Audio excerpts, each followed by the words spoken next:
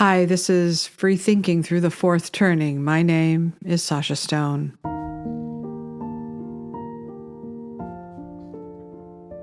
A farewell address to a Woketopia gone wrong, and not a moment too soon. Joe Biden said goodbye. He wanted to mirror Eisenhower, who once warned of the military-industrial complex. But Biden saw something equally alarming, the big tech oligarchy. He sees Zuckerberg and Bezos attending Trump's inaugural. He greatly fears the power of Elon Musk.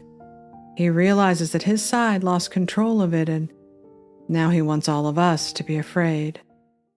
Well, I'm sorry, Joe. I can't play that game anymore. It's time to say goodbye. Farewell, Joe Biden. Farewell, Democrats. Farewell, hysteria. Farewell to mandated preferred pronouns in everyone's bio. Farewell to being forced to lie about whether or not masks work.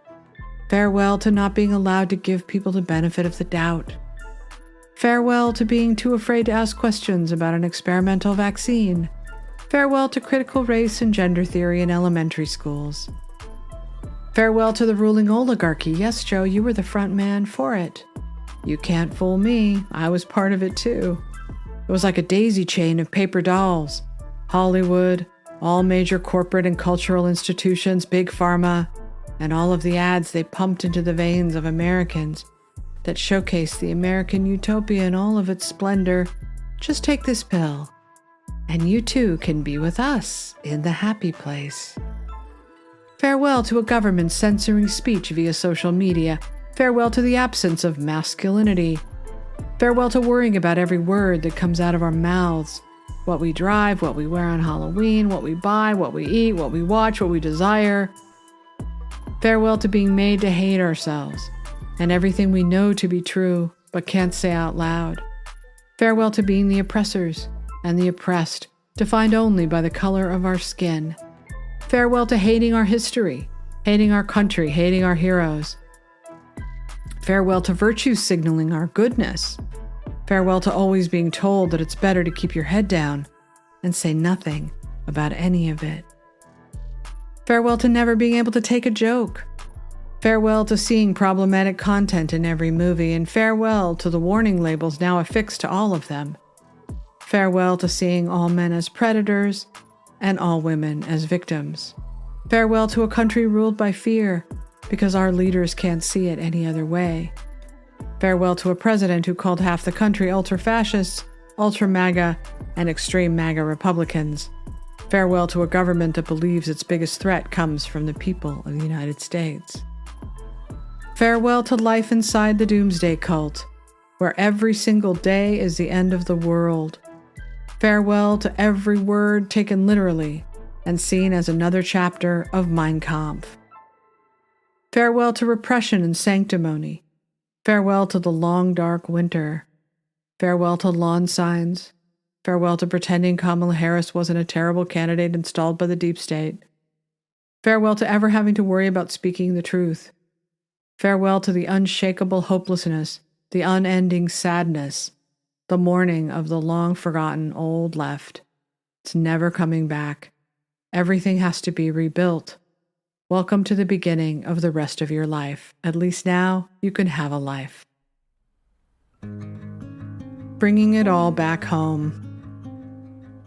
Watching the confirmation hearings brought it all back. Adam Schiff was still out of his mind, braying like he's Cotton Mather in the Oyer Interminer in Salem, demanding Pam Bondi say Joe Biden won the election. Why did it matter so much to him? Are there really that many Americans out there who need to hear those words said out loud? The nominee's worth depended on whether or not they would stand up to the tyrant, fascist, rapist, racist dictator that they impeached twice, indicted 4 times, convicted on a bogus felony charge, and all of which eventually landed in the fevered dreams of a washed-up surfer hippie from Hawaii who got himself a gun and tried to kill the president to save democracy? And they still lost. They lost the Electoral College and they lost the popular vote. I never get tired of saying that. Talk about owning the libs. What can we do except quote Marlon Brando in A Streetcar Named Desire? Ha ha! You hear me? Ha ha ha! That's how much America hates them. After all, how hard could it possibly be to beat Hitler? The problem with utopias is they can't last. They either must become more authoritarian and thus less utopian, or they collapse. By the end of our utopia, anyone we knew could be one of those things. A bad person, a sexist, a racist, a homophobe, a bigot, a transphobe, toxic masculinity, white feminism. Everyone was either an abuser or a victim. The weaker we were, the more we were celebrated. We'd snuffed out all independent thought. We were under constant surveillance by the government, advertisers, AI, algorithms, and each other. We began to wonder what real life even was anymore. It was like Winston and Julia in 1984 trying to carve out some love and lust from the dystopia under Big Brother's ever-watchful gaze, with children spies at the ready to tattle and cancel those who break the rules. So if you say Joe Biden won the 2020 election like you say 2 + 2 = 5, then democracy might have a chance. But if you dare think for yourself and you start looking behind closed doors and see things you aren't supposed to see, well, now you threaten democracy. When I pushed open the door of the doomsday bunker and I escaped, I knew there was no going back.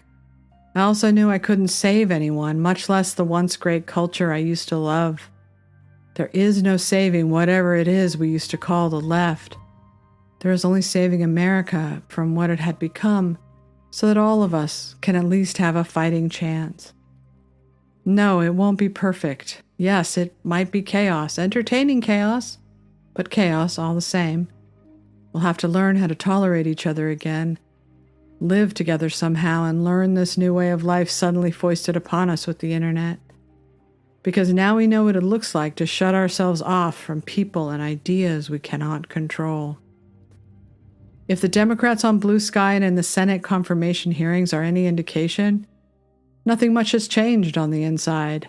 They're still transfixed by the one guy they couldn't cancel, the one guy they couldn't destroy.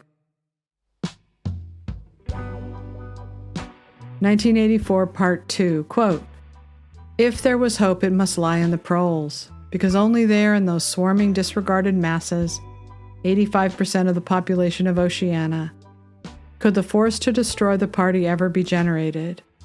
The party could not be overthrown from within. Its enemies, if it had any enemies, had no way of coming together or even identifying one another. Even if the legendary brotherhood existed, as just possibly it might, it was inconceivable that its members could ever assemble in larger numbers than 2s and 3s. Rebellion meant a look in the eyes, an inflection of the voice, at most an occasional whispered word. But the proles, if only they could somehow become conscious of their own strength, would have no need to conspire. They need only to rise up and shake themselves like a horse shaking off flies. If they choose, they could blow the party to pieces tomorrow morning. Surely, sooner or later, it must occur to them to do it." End quote. George Orwell, 1984. And maybe now we're about to find out what happens in the sequel.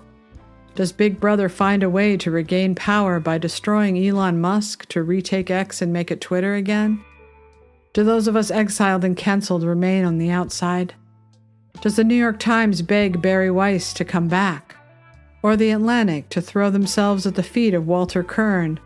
Or Rolling Stone magazine, the crap rag it has become, offer Matt Taibbi millions to write for them again? Can those on the inside who have speciated with a whole new language and belief system learn to live with the unwashed masses again? Can they tolerate offensive speech? Can it all be one big, happy, dysfunctional family? On the inside, the news that Carrie Underwood and the Village People were playing at the inaugural birthed a fresh new crop of mass hysteria and rage. So I'm guessing Saturday Night Live won't have Trump back anytime soon. The Oscars won't ask him to attend, and those who still believe they control this country will hold on to their collapsing empire until ashes, ashes, it all falls down.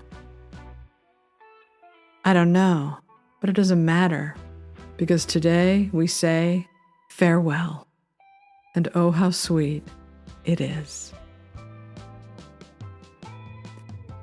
Thank you for listening to my podcast, sashastone.substack.com.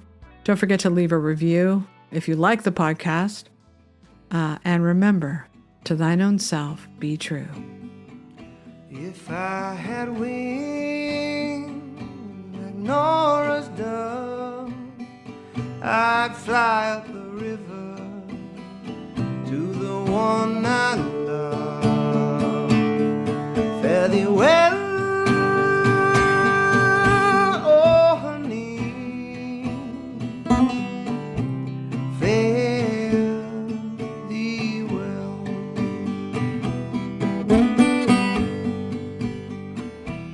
Early one morning, drizzling rain, and in my heart I felt a aching pain. Fare thee well, oh honey, fare thee well. Now one of these mornings, it won't be long, you'll call my name and I'll be gone. Fare thee well, oh honey, fare thee well. If I had wings like Nora's dove, I'd fly up the river to the one I